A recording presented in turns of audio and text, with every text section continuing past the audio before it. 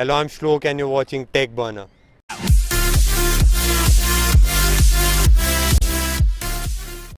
We had a lot of expectations from Lollipop, but as it came out, there were a lot more amount of problems as compared to previous versions of Android than there were features that came with it. So in this video, I will rant about 10 problems that came with Lollipop and why Lollipop sucks. not good for AMOLED screens. As you all know, Lollipop is very eye candy. It looks beautiful. There's a lot of white and colorful theming.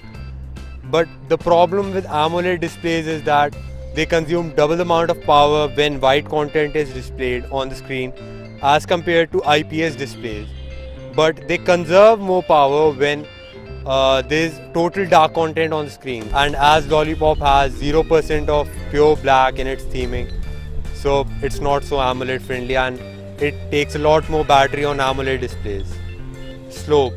When Lollipop was first launched, remember how Google kept saying how Lollipop is so smooth? All the animations run at 60 frames per second. The animations are smooth, that's not a problem. They might be running at 60 frames per second, I can't make out. But the pre-rendering of those animations takes a lot more amount of time than previous versions of Android like KitKat or Lollipop. If you're switching between Android versions, if you're going from Lollipop to KitKat or Lollipop to Jelly Bean, you would notice a drastic difference in performance because of the pre-rendering of the animations. Going more towards closed source. Android, when it first started, it was open source. The motto was open source, everything was open source, all the apps built into Android was open source. But now Google have stopped supporting AOSP. They're not actually interested in AOSP. AOSP is Android open source project, the open source part of Android. Most of the AOSP apps have not been material themed and they have been replaced by closed source Google apps like Chrome, Google Camera, Android Calendar, Google Camera, etc. etc.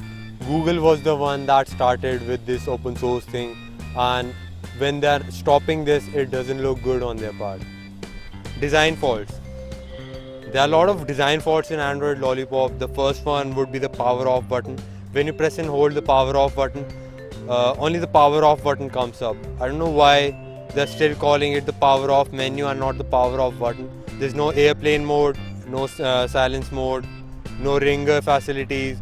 And the next would be the end call button. The end call button is too small. For 5.5-inch phones, there's just a red dot that if you're not looking at the screen, you can't make out if it's there or not. You can't press it if you're not looking at the screen. And for tablets, it's even poorer. Bugs. Lollipop has a lot of bugs. When it first launched, it had serious amount of bugs, security issues and all. But even after two updates, 5.0.1 and 5.0.2, there are still a lot of bugs that are not being fixed. And they include Wi-Fi bugs, Bluetooth bugs, playback bugs. There are a lot of playback bugs on Nexus 7. I've given a link in the description below. If you want, you can check out the bugs that Lollipop still has. Heads up notification. The heads up notification is the notification that comes up when you get a text message or a group message or any kind of notification comes up. When you're browsing the web on Chrome and you want to click the link on the top, you can't click it because there's a notification panel that's blocking it. You can't hide it, you can't mute it, all you can do is dismiss it. And even if you dismiss it, it keeps coming back. When you're playing a game and you're on a WhatsApp group, the message keeps popping up. And if it's a crucial moment in the game, you are surely going to lose it. For the last time, this is not the recents panel, it's not the task manager, it's not the task killer. This is the overview screen. The overview screen. And this is only used to switch between applications and not close them. You're only supposed to close an application when your phone is getting slow. And if your phone is getting slow, it's a bug in itself. Android has a built-in task manager that closes an app when the amount of free RAM goes beyond a certain level. There are a lot of memory leaks in Lollipop. A memory leak is when a process that's running in the background is using more amount of memory than it's supposed to use. Just for an example, if I open Chrome in the foreground and it's taking 200 MB memory, it should be taking less amount of memory when it's in the background. But if it's still taking 200 MB memory in the background, it's a memory leak. When some application, when it has been given an amount of memory for temporary use and it uses the same amount of memory even when we are not using it, it's a memory leak. There are a lot of memory leaks in Lollipop. It is a big reason why Lollipop is so slow. The volume management on Lollipop is not as good as the previous Android versions. There are 3 modes: a total ringer mode in which everything works. There's a silent mode in which nothing works, not even the alarms work, and there's a priority mode which prevents some notifications from actually notifying you. Most people I meet, they use the priority mode such that they turn off all the notifications and turn on the alarm. So what's the use of priority notifications at the first place? App incompatibility. A lot of app incompatibility came with Lollipop because of a new API level and because of the new theming that it has. There were a lot of UI bugs, but developers were given time for that, and still a lot of root apps are broken because of the new security features that came with Lollipop, and they're not actually developer friendly. It took a lot of effort to root Lollipop, and you have to flash a new kernel to actually able to root Lollipop.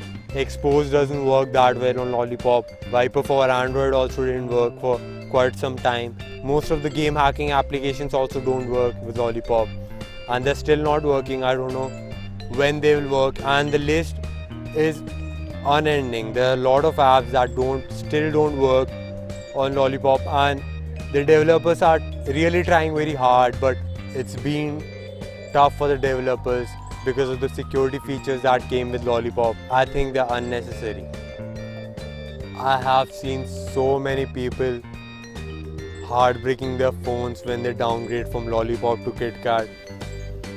A lot of Moto G users have heartbreak their phone when they're downgrading from Lollipop to KitKat, and this is also because of the security features that came with Lollipop.